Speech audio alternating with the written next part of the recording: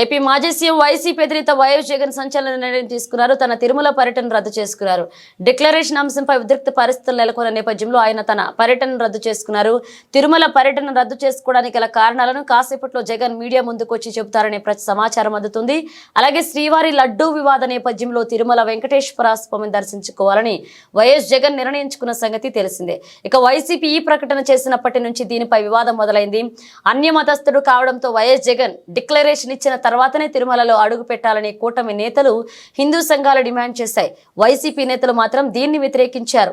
ముఖ్యమంత్రి హోదాలో 5 ఏళ్లు శ్రీవారికి పట్టు వస్త్రాలు సమర్పించిన వ్యక్తిని డిక్లరేషన్ ఎలా అడుగుతారని టీటీడీ మాజీ చైర్మన్ భూమన కరుణాకర్ రెడ్డి ప్రశ్నించారు.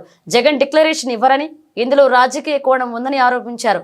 ఇలా అనవసర రాద్ధాంతం జరుగుతుండటంతో తన తిరుమల పర్యటనను జగన్ వాయిదా వేసుకున్నట్లుగా తెలుస్తోంది.